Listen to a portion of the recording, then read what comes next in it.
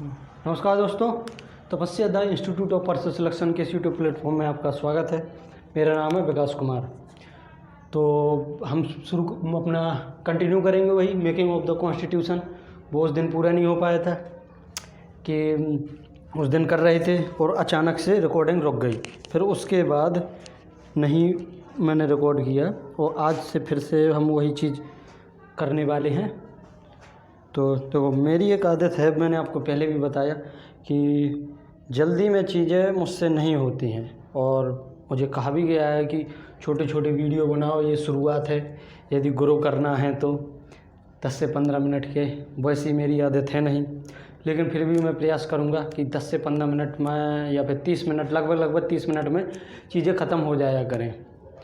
और आपने देखा होगा मेरा एक्सप्लेनेशन पिछले वीडियो का कि किस तरीके से मैं एक्सप्लेन करता हूँ, तो चीज़ें थोड़ी देर हो जाती है। और वैसा सिस्टम, वैसे अभी टूल हमारे पास उपलब्ध नहीं है जो देर तक या बड़ी बड़ी रिकॉर्डिंग कर सकें। धीरे धीरे होगा और ज़्यादा इन्वेस्टमेंट अभी हम करना नहीं चाहते इस चीज़ में। तो शुरू करते हैं। और यदि वीडियो आपको पसंद आए तो अच्छे से लाइक करना है, शेयर करना है और चैनल को भी सब्सक्राइब करना है। तो शुरू करते हैं अपना मेकिंग ऑफ द कॉन्स्टिट्यूशन। कहाँ तक हम कर चुके थे? शायद अगस्त ऑफर हम ख़त्म कर चुके थे। अगस्त ऑफर के बाद आया था क्रिप्स मिशन, उसकी आज हम चर्चा करेंगे। ठीक है, इसे मैं ठीक से लिखूं।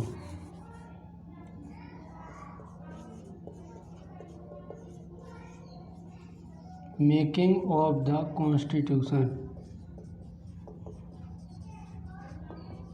हम अगस्त ऑफर पर चर्चा कर चुके थे। अब आता है क्रिप्स मिशन 1942। सिर्फ इसे भी आपको कहानी की तरह सुनना है। कुछ जो उसके मेन प्रपोजल या प्रोविज़न थे उसको मैं यहाँ लिखता जाऊँगा और आपको वही चीज़ें माइंड में रखनी हैं। ठीक, तो 1942 Cripps mission, SSION। Cripps mission एक senior member of parliament of the British parliament Stafford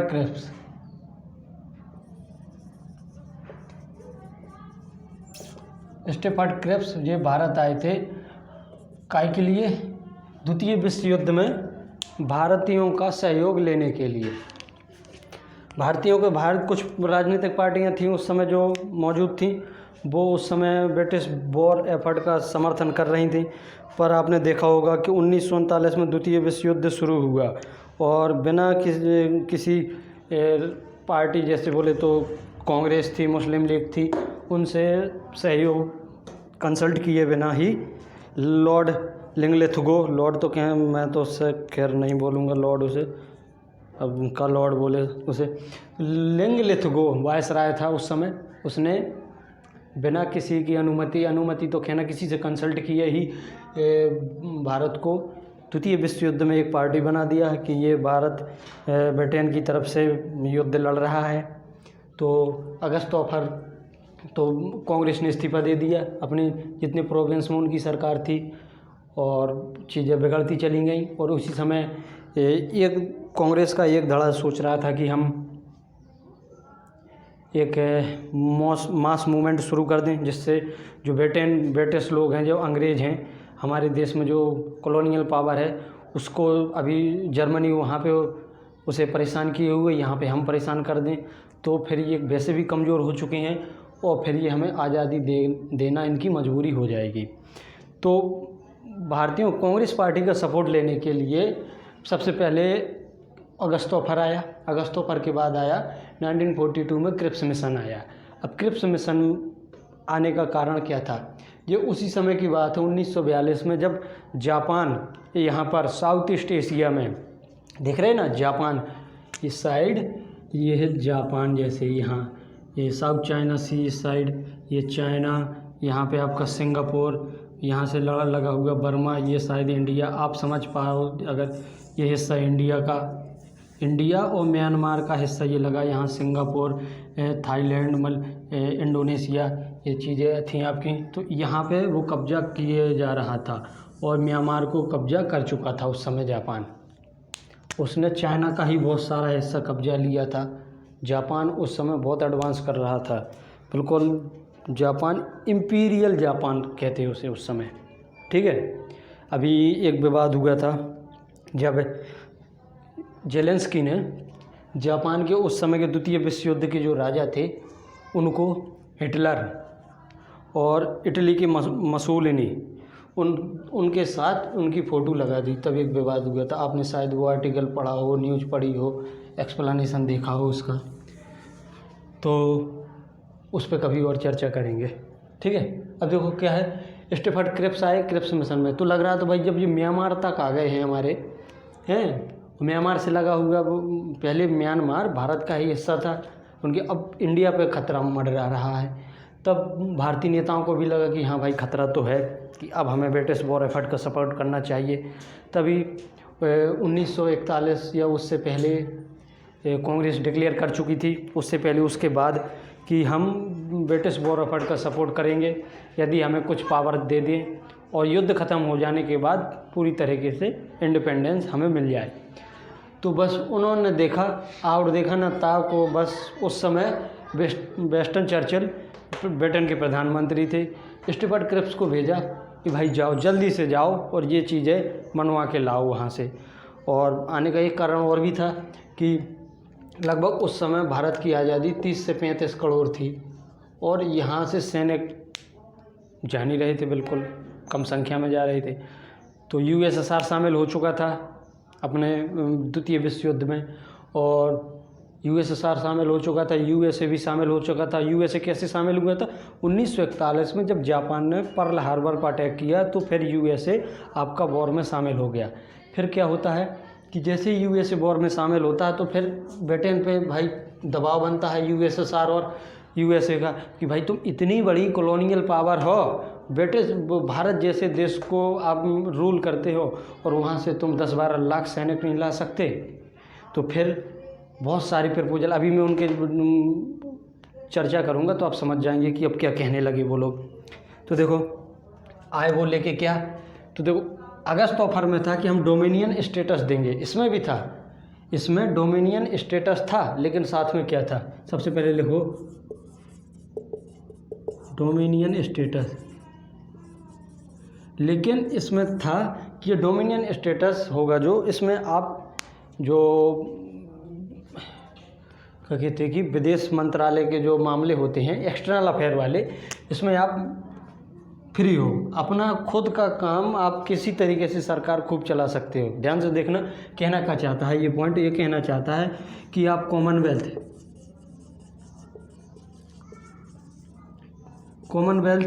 में आप ज्वाइन करने में फ्री हैं, या यदि आप चाहें तो इसे ज्वाइन कर सकते हैं और ना चाहें तो ना भी ज्वाइन कर सकते हैं। और अदर इंटरनेशनल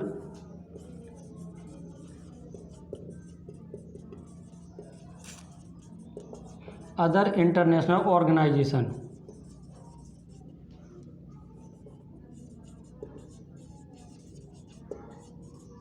NATION, गलत तो नहीं है, ऑर्गेनाइज NASATION हैं, अदर इंटरनेशनल ऑर्गेनाइजेशन आप ज्वाइन कर सकते हो। किस टाइप के, जैसे अभी इस वक्त में UNO है, UN उस समय तो था नहीं, UN की स्थापना ही आपकी 1945 में हुई है।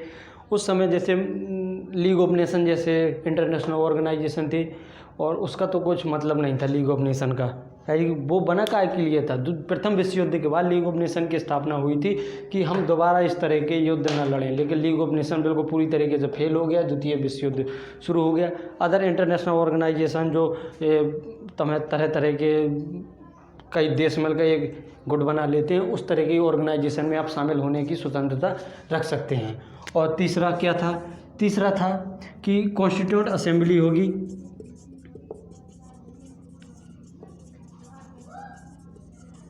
कॉन्स्टिट्यूंट असेंबली होगी, वो कब बनेगी? वॉर के बाद, आफ्टर द वॉर। ये होगा, इस प्रकार के प्रोविज़न उसमें थे कि युद्ध ख़त्म हो, आप कॉन्स्टिट्यूंट असेंबली बनाओ, अपना संविधान बनाओ और अपने पे रूल करो। चीज़ें अच्छी लग रही हैं, लग रही कि नहीं हैं? बस अभी और देखो, लेकिन और भी क्या पॉइंट थे? और पॉइंट थे कि यदि कोई प्रोविंस, सबसे पहले देखें कॉन्स्टिट्यूंट असेंबली के मेंबरों के किस तरीके से चुनाव होने थे। मेंबर का जो मेंबर थे इनके चुनाव होने थे कैसे? ध्यान से समझना, चीज़ें आसान होती जाती हैं, बस उन्हें थोड़ा ढंग से समझना चाहिए। सबसे पहले डोमिनियन स्टेटस मिलेगा। डोमिनियन स्टेटस आपके अगस्त ऑफर में भी था, इसमें भी है। इसमें एक साथ ये बोल दिया कि दूसरे पॉइंट में कॉमनवेल्थ और अदर इंटरनेशनल ऑर्गेनाइजेशन में, मतलब कि आप अपना एक्सटर्नल अफेयर मिनिस्ट्री, मतलब कि कहने का मतलब वही है कि आप खुद से संभाल सकते हो, आप स्वतंत्र हैं, किसी भी ऑर्गेनाइजेशन को ज्वाइन कर सकते हो, लेकिन आप हमारा इस युद्ध में सब सपोर्ट कीजिए। और देखो मेंबरों का चुनाव होना था। जो ब्रिटिश ईस्ट इंडिया कंपनी के, ब्रिटिश ईस्ट इंडिया थी कि जो कॉलोनी थी, टेरिटरी थी, उसके सीधे इलेक्शन होगा, इलेक्टेड मेंबर होंगे,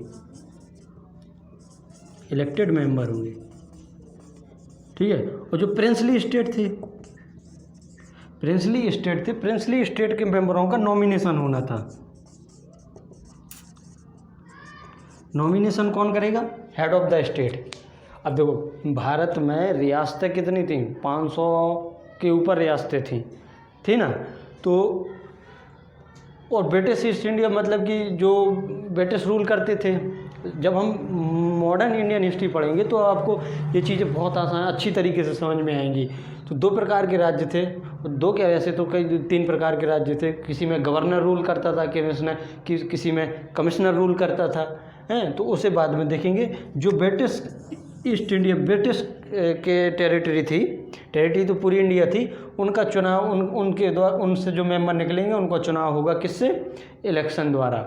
और जो प्रिंसली स्टेट थे उनका नॉमिनेशन से होगा। समझ गए? आगे देखो, चौथा पॉइंट कह रहा था कि कोई भी स्टेट, कोई भी टेरिटरी, यदि जो प्रिंसली स्टेट थे वो चाहे तो आपका ये भारत के संविधान सभा में ज्वाइन कर सकता है, और चाहे तो वो अलग भी हो सकता है।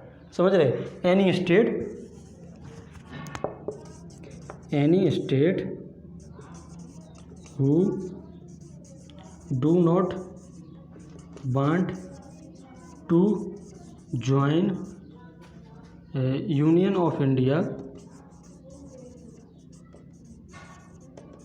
जो स्टेट आपका भारतीय संघ ज्वाइन नहीं करना चाहता वो फ्री है कि उसे अलग से अपना संविधान सभा बनाए और अपना अलग से संविधान निर्माण करे और अपना अलग से रूल करे। और भी देखो 5वां क्या बोला? 5वां बोला उसने कि गवर्नर की पावर में कोई फर्क नहीं पड़ेगा। तो governors power not affected, governor की पावर अफेक्ट नहीं होगी। इस क्रिप्स मिशन के ये प्रावधान थे, ठीक है। और इसमें और भी था कि जो न्यू कॉन्स्टिट्यूशनल बॉडी बनेगी, जिसे कॉन्स्टिट्यूएंट असेंबली कहते हैं, constituent assembly, new constituent assembly और प्लस ब्रिटिश गवर्नमेंट ये साथ में मिलकर नेगोशिएशन करेंगे कि minority, religious minority, backward class, tribal caste वाले, इनके राइट को कैसे प्रिजर्व किया जाए, ठीक है। और ट्रांसफ़र और ऑफ पावर जो थी, जो इसी के प्रावधान था उसमें, जो ट्रांसफ़र ऑफ पावर होगी वो इनके कंसल्ट से ही होगी। ट्रांसफ़र ऑफ पावर के बाद जो आप बनाएंगे, कुल कहने का मतलब ये है कि जो कॉन्स्टिट्यूएंट असेंबली बनेगी और ब्रिटिश गवर्नमेंट के जो नुमाइंदे होंगे, ये दोनों मिलकर हम रिलीजियस माइनॉरिटी के जो पावर हैं उनको सुरक्षित रखने का प्रयास करेंगे, ठीक है। सब ठीक ठाक है, यहाँ पे कुछ तो गड़बड़ नहीं। लेकिन इन्हें दोनों ने रिजेक्ट कर दिया, मुस्लिम लीग ने भी रिजेक्ट कर दिया और इंडियन नेशनल कांग्रेस ने भी रिजेक्ट कर दिया। मुस्लिम लीग ने क्यों रिजेक्ट किया ये तो आपको सीधे से पता है कि भाई उन्होंने कहा कि हमें चाहिए पाकिस्तान, बस एक बात ख़त्म, और कुछ याद नहीं रखना कि मुस्लिम लीग ने क्यों रिजेक्ट किया। और कांग्रेस ने क्यों रिजेक्ट किया? सबसे पहली बात ये है, क्या डोमिनियन स्टेटस उसे नहीं चाहिए था, उसे चाहिए थी फुल इंडिपेंडेंस, हैं। और देखो कॉन्स्टिट्यूएंट असेंबली वॉर के बाद, चलो ये ठीक है, मेंबर, इसमें जो मेंबर थे ये उनका मेंबर का चुनाव, ये वाला प्रिंसली स्टेट का, इनका नॉमिनेशन क्यों होगा? क्यों? उन्होंने फ्रीडम और स्ट्रगल फ्रीडम ऑफ स्ट्रगल में वहाँ की जनता है जो प्रिंसली स्टेट की, उन्होंने साथ नहीं दिया कि हमारी फ्रीडम के लिए, तो उनके साथ ऐसी नाइंसाफ़ी क्यों। और देखो, और साथ में ये कांग्रेस चाहती थी कि ऐसा हो कि जो सेंटर है वो मजबूत हो, सेंटर पावरफुल हो और राज्यों के पास पावर कम हो। यहाँ देखो, यहाँ क्या है, कोई भी स्टेट जिसे जाना है वो चला जाए, मतलब क्या निकला है, जो स्टेट यदि भारतीय संघ से बाहर जाना चाहे वो जा सकता है, तो ये उन्हें नामंजूरी थी। और गवर्नर की power not affected, military power भी गवर्नर के पास रहेगी और नॉट अफेक्टेड, तो भैया काहे का ट्रांसफ़र ऑफ पावर इस सब ऐसा। तो इसलिए इस प्रकार की चीज़ें, ये चलो ये ठीक था, इसमें किसी को कोई आपत्ति नहीं थी, तो इसलिए ये रिजेक्ट हो गया, ये रिजेक्ट हो गया। और मुस्लिम लीग ने क्यों रिजेक्ट किया, उसे चाहिए था पाकिस्तान, बस। अब हम चलते हैं, फिर इसके बाद होता क्या है, 1945 में आपका द्वितीय विश्व युद्ध ख़त्म हो जाता है। और द्वितीय विश्व ख़त्म होने के साथ साथ, ख़त्म जरूर हुआ, अलाइड पावर जीते ज़रूर हैं, लेकिन जो जर्मनी, फ्रांस, जर्मनी और नाजी जर्मनी और जापान, इटली, इसने क्या किया, ब्रिटिश और फ्रांस को ऐसा तबाह किया कि ये इन्हें अपनी भाषा में बोले तो नानी याद आ गई। अब उनके पास इतनी शक्ति नहीं थी कि ये भारत जैसी कॉलोनी को संभाल सकें, ठीक है। तो समझने का कोशिश कीजिए कि भारत की आज़ादी में एक बहुत बड़ा योगदान भाई हिटलर भाई साहब का भी है, नहीं तो मुझे नहीं लगता कि 1947 में आज़ादी मिल पाती, काफ़ी 1-2 साल आज़ादी मिलने में और समय लग जाता, समझ रहे हैं आपकी नहीं। यदि नाजी जर्मनी, हिटलर यदि ब्रिटेन को इतना कमज़ोर ना कर देता तो आज़ादी मिलने में थोड़ा और समय लग जाता। आप याद करो प्रथम विश्व युद्ध को क्या कहा था कि हम आपको ऑटोनोमस कर देंगे, कर दिया था ऑटोनोमस, और क्रैकडाउन शुरू हो चुका था। और इसी समय ध्यान में रखिएगा, जब द्वितीय विश्व युद्ध चल रहा था, बंगाल में फेमाइन आ गई थी बहुत तगड़ी वाली, उसे भी पढ़ेंगे। उस बंगाल की फेमाइन में लगभग आधी से अधिक आबादी को वाइप आउट कर दिया था उस बंगाल फेमाइन में। तो चलते हैं, अब हम बात करते हैं 1945 में हुआ आपका वॉर ख़त्म। अब आता है 1946 में आता है कैबिनेट मिशन। अब ये मिशन था कि अब ये लोग आगे, अब फालतू की बातें नहीं करते थे ये कि भाई तुम डोमिनियन स्टेटस ले लो और तुम ऑटोनोमस रीजन में आ जाओ, ऐसी बात नहीं। अब ये बिल्कुल फुल फ्लेज आज़ादी देने के चक्कर में थे, क्योंकि अब उन्हें लग गया था, स्थिति ऐसी बन चुकी थी। INA, इंडियन नेशनल आर्मी बोले तो आज़ाद हिंद फौज बन चुकी थी। सुभाष चंद्र बोस जापान, जर्मनी से मदद मांग चुके थे और वो अंडमान निकोबार, म्यांमार यहाँ तक पहुँच भी चुकी थी। और उन्होंने ये विश्वास भी दिला दिया था कि यदि सैनिक विद्रोह हो जाए तो शायद ब्रिटिश है ये ब्रिटिश के पाँव उखड़ जाएँ और यहाँ से भाग जाए। तो उन्हें था कि काहे की बेइज्जती करवाएं, आसानी से दे दो इन्हें आज़ादी। तो कैबिनेट मिशन आया 1946 में। इनके मेंबर के नाम पूछते हैं, वो ज़रूर याद रखना। और प्रोविज़न तो कुछ भी याद नहीं रखना, इसमें आप सिर्फ इतना याद रख सकते हैं कि हमारी कॉन्स्टिट्यूंट असेंबली का गठन इसके आधार पर हुआ, कैबिनेट मिशन के आधार पर। और आपको ये 3 मेंबर जो आए थे उनको याद रखना है। सबसे पहले थे पैथिक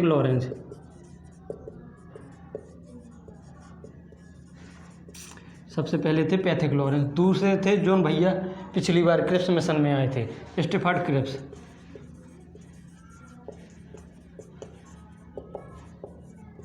हैं, और तीसरे थे AB अलेक्जेंडर। अब ये कौन था क्या नहीं था इसके चक्कर में ना पड़ो, ठीक है।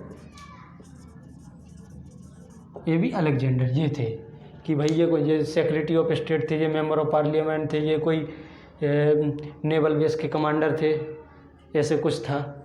ये नेवल फ्लीट के कमांडर थे, कुछ भी चलो हटाओ इनके छोड़ो, लेकिन ये सेक्रेटरी ऑफ स्टेट थे, इनके चक्कर में ज़्यादा ना पड़ो तुम। ये थे। और प्रोविज़न कौन कौन से थे उन्हें तो हम अभी लिखेंगे, पढ़ेंगे कि क्या क्या था। सबसे पहले कुछ बातें हो जाएं। बातें होने का मतलब है वो क्या कहना चाहते थे कि जब कैबिनेट मिशन भारत आया तो वो बिल्कुल पूरे मूड में आया कि अब हम भाई आपको आज़ादी दे देंगे, ठीक है। आज़ादी देने के मूड में ही आया था वो। और उसने क्या किया फिर कि आते ही जो पॉलिटिकल पार्टियां थीं उनसे वार्ता करनी शुरू कर दी। नेशनल कांग्रेस, इंडियन नेशनल कांग्रेस, मुस्लिम लीग, इनसे उन्होंने वार्ता करनी शुरू की। वार्ता करते शुरू की, कोई भी डिसीजन निकल नहीं पाया। ये लोग कुछ मांग कर रहे हैं, ये लोग कुछ।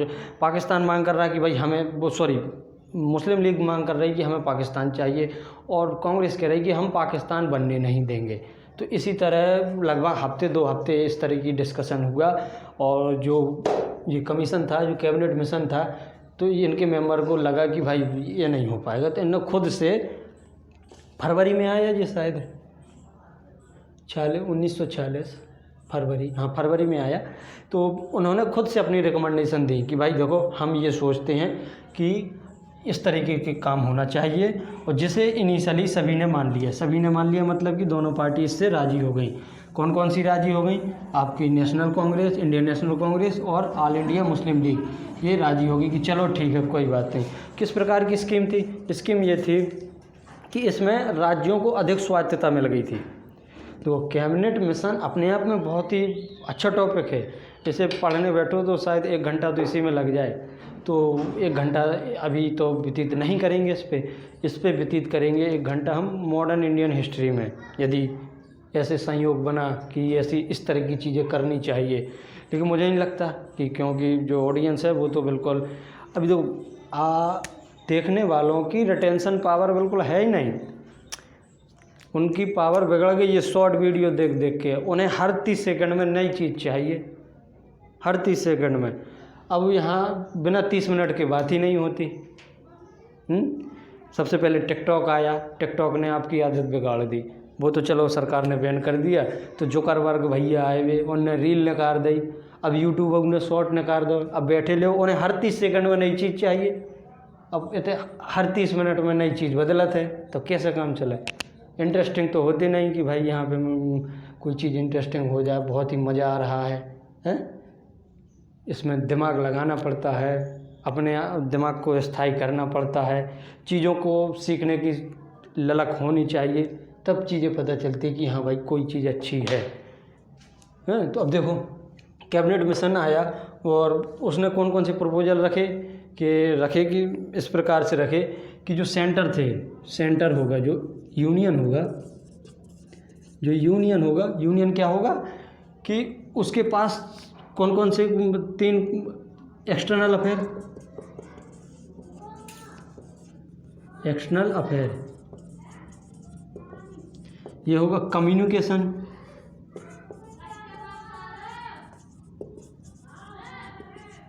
और डिफेंस। ये 3 चीज़ें होंगी सेंटर के पास, एक्सटर्नल अफेयर, कम्युनिकेशन और डिफेंस। और ये चीज़ें तो होंगी। और हर स्टेट से जो आपकी, चाहे प्रिंसली स्टेट हो और अदर स्टेट हो, टेरिटरी हो, उनसे ये चीज़ें रखेंगे। और कुछ पावर थी वो भी रखेंगे। मतलब कि ये कहने का था कि सेंटर के पास कम पावर होगी, जो स्टेट होगा, स्टेट पावरफुल था। तो जिसे मतलब कि इनिशियली तो सभी दोनों पार्टियों ने कह दिया कि हाँ चलो ठीक है। और इसमें याद रखना कि सेपरेट स्टेट की बात नहीं थी, पाकिस्तान जैसे स्टेट की बात नहीं थी। और देखो सेंटर कमज़ोर था, स्टेट मजबूत था। और जो सेंटर और स्टेट की जो पावर में थी, जो विविधता थी, मतलब कि डिस्ट्रीब्यूशन था, सेंटर को अलग पावर थी, स्टेट को अलग पावर थी। और जो पावर बच जाती हैं जिन्हें कहते हैं रेजिड्यूसरी पावर, ये पावर स्टेट के पास थी। लेकिन इस समय की जो हमारा भारत है, यूनियन, भारत राज्यों का एक संघ है, आर्टिकल 1 कहता है। तो उसमें क्या है, जो रेजिड्यूसरी पावर हैं हमारे अभी यूनियन के पास हैं। और कांग्रेस चाहती थी कि यूनियन मजबूत हो, नहीं तो ऐसे स्टेट को इतनी पावर थी कि वो चाहे तो किसी, जैसे अमेरिका में फेडरल सिस्टम है, उसी तरह का सिस्टम यहाँ बना के चले गए थे। कोसी फेडरल फेडरल भी नहीं, कुछ ही फेडरल, इस प्रकार का सिस्टम इसके तहत था। तो दोनों लोग शुरू में तो मान गए, कैसे कि कांग्रेस चाहती थी कि भारत का विभाजन ना हो, तो भारत का विभाजन नहीं हुआ इसमें, और मुस्लिम लीग चाहती थी कि भारत का विभाजन हो ताकि हम मुसलमानों के लिए एक अलग से स्टेट बना सकें। तो इस तरह की स्कीम ऐसी थी कि स्टेट के पास इतनी पावर थी कि मोहम्मद अली जिन्ना जो थे वो मान गए कि चलो भाई अब ठीक है कि हम 2-4 स्टेट मान लेते हैं। इस तरफ बंगाल, असम, पूर्व की बात करें पूर्व बंगाल, असम, इस तरफ है बलूचिस्तान और पंजाब, बलूचिस्तान और नॉर्थ वेस्ट फ्रंटियर प्रोविंस, ये स्टेट में हम अपनी सरकार आसानी से बना लेंगे और यहाँ सरकार बना के मौज करेंगे। ठीक है, तो फिर होता क्या है, और इसमें एक प्रावधान था कॉन्स्टिट्यूंट असेंबली का।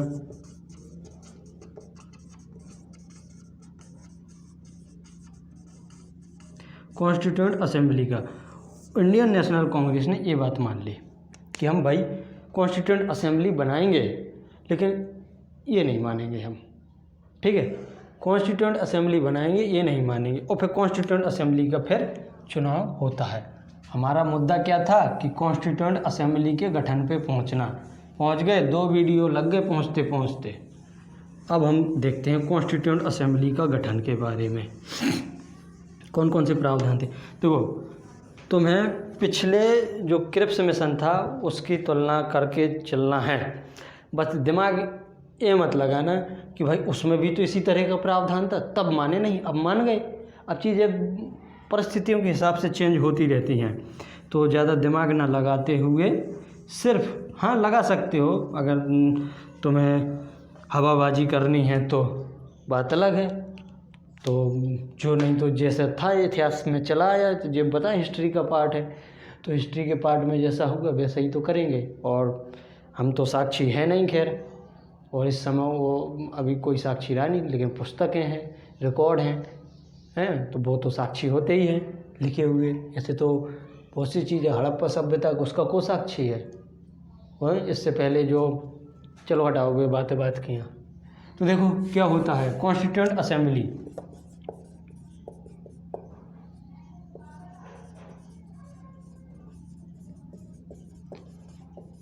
कॉन्स्टिट्यूंट असेंबली थी, इसमें 2 प्रकार के प्रोविंस थे, ध्यान रखना। सबसे पहले इसकी संख्या थी 389। 2 प्रकार के प्रोविंस थे, एक थे जो ब्रिटिश के कब्जे में थे, ब्रिटिश के कब्जे में तो पूरा भारत था, मतलब कि एक था प्रिंसली स्टेट, प्रिंसली स्टेट जहाँ पे मतलब कि हेड ऑफ द स्टेट कोई राजा था, ठीक है, नवाब था, ये प्रिंसली स्टेट थे। और एक थे जो ब्रिटिश सरकार का रूल चलता था, जिसमें डायरेक्टली गवर्नर शासन करता था।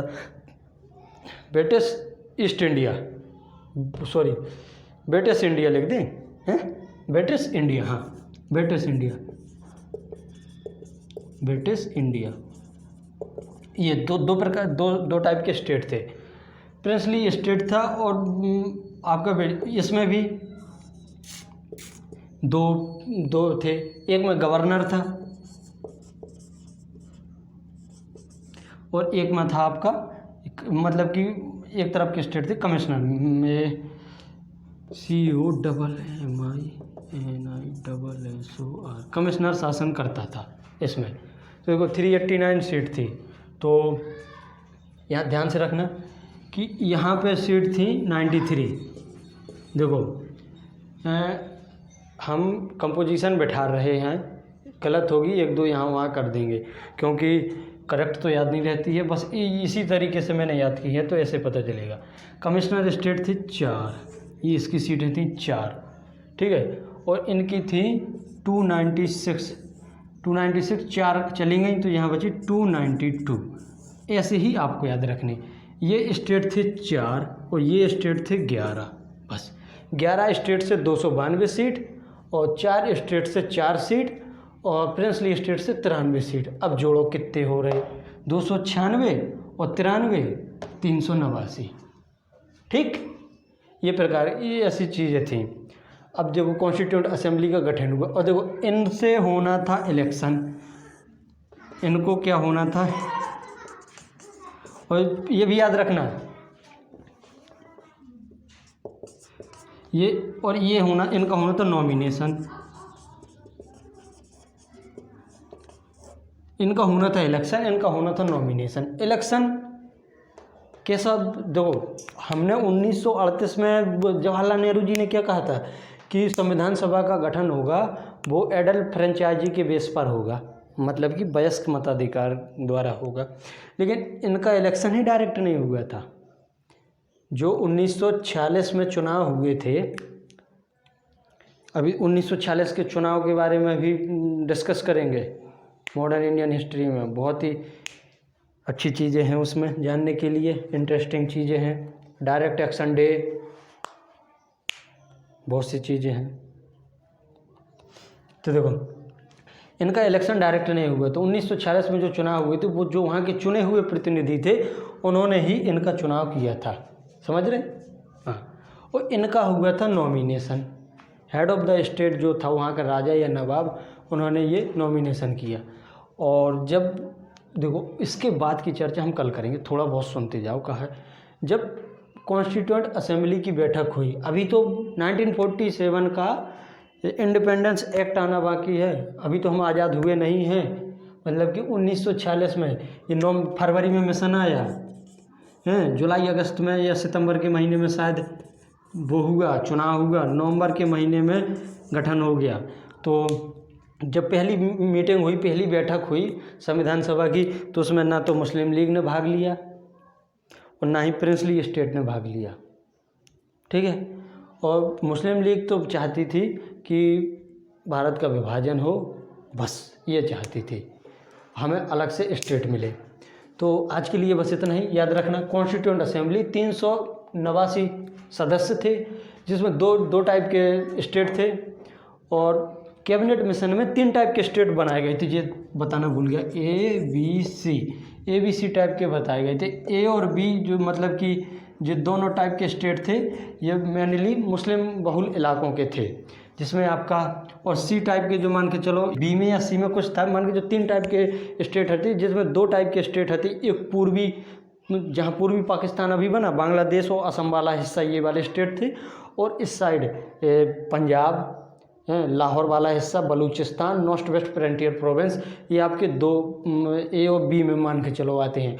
और सी में आते हैं आपके जो आज का पूरा भारत है, जैसे उस समय हिंदू बहुल राष्ट्र कहा गया है, वो आते हैं।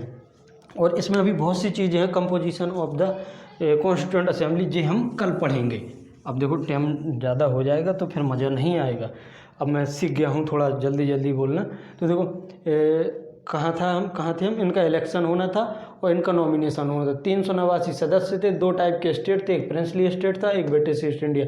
प्रिंसली स्टेट में 93 सीट थी और ब्रिटिश ईस्ट इंडिया में 292। 2 टाइप के राज्य थे जिसमें कमिश्नर रूल किया करते थे, और एक टाइप के राज्य थे उसमें गवर्नर रूल किया करते थे। गवर्नर रूल करने वाले राज्य 11 थे और कमिश्नर वाले रूल करने वाले 4 थे। इसके सदस्यों की संख्या 292 थी और कमिश्नर वाले सदस्य, हाँ, यहाँ से सदस्य चुनने वाले थे, हर प्रांत से एक सदस्य चुनना था। तो पूरी 296 इनके सदस्य हो जाते थे, प्लस 93 मिला के 389 हो जाते थे। अभी कल पढ़ेंगे कि इसमें कौन कौन सी कम्युनिटी का कितना रिप्रेजेंटेशन था। ठीक, चलो आज के लिए बस इतना ही। थैंक यू, धन्यवाद, बाय बाय। वीडियो को लाइक करें, शेयर करें और चैनल को सब्सक्राइब करें। Thank you.